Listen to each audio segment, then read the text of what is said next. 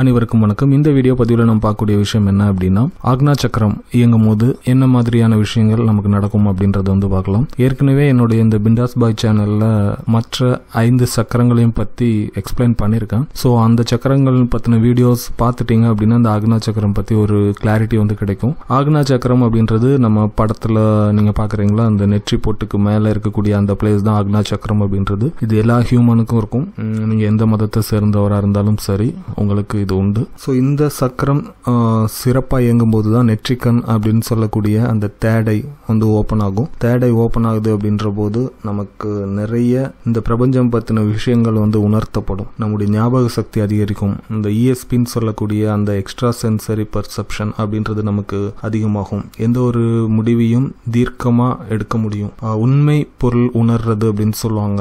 அதை நம்மளால உணர முடியும். எந்த ஒரு விஷயத்திலையும் சரி, எந்த ஒரு பொருட்கள்லையும் சரி, சரியான வழிகாட்டுதல் அப்படின்றது உள்ள இருந்து கிடைச்சிட்டே இருக்கும். நமக்கு யார்கிட்டையும் போய் எதுவும் வழிகாட்டுதல் வேணும்னு போய் கேட்க வேண்டிய அவசியம் அப்படின்றது இருக்காது. உங்க மனசுல நிறைய கேள்விகள் தோணிட்டே இருக்கும். இந்த பிரபஞ்சம் பத்தி, நான் யார் அப்படின்றத பத்தி, நம்ம என்ன பண்ண போறோம் அப்படின்றத பத்தி. ஸோ அதுக்கான ஆன்சர் எல்லாம் உங்க மனசுல உணர்த்துறதுக்கு ஹெல்ப் பண்ணக்கூடிய சக்கரம் தான் இந்த ஆக்னா சக்கரம்ன்றது. சுழுமுனை நாடி அப்படின்னு சொல்லக்கூடிய அந்த நாடியோட இந்த ஆக்னா சக்கரம் தொடர்புல இருக்கும். ஸோ இந்த சக்கரம் சிறப்பாக இயங்கும் போது, இல்லை அந்த நாடி இயங்கும் போது நமக்கு பிரீத்திங் அப்படின்றது நம்ம கண்ட்ரோலில் இருக்கும். பிரீத்திங் கண்ட்ரோலில் இருந்ததுன்னா ஆட்டோமேட்டிக்காக மைண்ட் அப்படின்றதும் நம்மளுடைய கண்ட்ரோலில் தான் இருக்கும். நிறைய மிஸ்டிக்கல் பவர்ஸ்ன்னு சொல்லுவாங்க, சித்திகள் மாதிரி. ஸோ அது நமக்கு சாத்தியப்படும் இந்த சக்கரம் சிறப்பாக இயங்கும் போது. கர்மாக்கள் தீர்றதுக்கும், அந்த உலகம்ன்ற மாயை அதிலிருந்து வெளியில வர்றதுக்கும், நம்முடைய அறியாமை அதை புரிஞ்சுக்கிறதுக்கும் இந்த சக்கரம் நமக்கு ஹெல்ப் பண்ணும். இந்த சக்கரம் சிறப்பாக செயல்பட்டு இருந்தது அப்படின்னா கண் பார்வை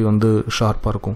ஏற்கனவே என்னுடைய இந்த பிண்டாஸ் பாய் சேனல்ல தேடை பத்தின நிறைய வீடியோஸ் இருக்கும். ஸோ அதெல்லாம் பார்த்துருந்தீங்க அப்படின்னா இந்த சக்கரம் பத்தின இன்ஃபர்மேஷன்ஸ் உங்களுக்கு அதிகமாக கிடைக்கும். இந்த சக்கரம் செயல்படுறதுக்கான மந்திரம் அப்படின்றது ஓம், அதுதான் சொல்லுவோம். இந்த சக்கரம் செயல்பட்டு இருந்தது அப்படின்னா எந்த ஒரு மந்திரம் சொல்ல வேண்டிய அவசியம் உங்களுக்கு இருக்காது. இந்த சக்கரம் சிறப்பாக செயல்படுறதுக்கான இண்டிகேஷன் என்ன அப்படின்னு பார்த்தீங்கன்னா, சிலருக்கு அப்படி உட்கார்ந்து மெடிடேஷன் பண்றீங்க, இல்லைன்னா சும்மா சாமி வழிபாடு பண்ணிட்டு இருக்கீங்க அப்படின்னா நெற்றி போட்டு அந்த பக்கத்துல ஒரு மாதிரி இண்டிகோ கலர்னு சொல்லுவாங்கல்ல, கருநீலம் உங்களால உணர முடியும் அந்த இடத்துல.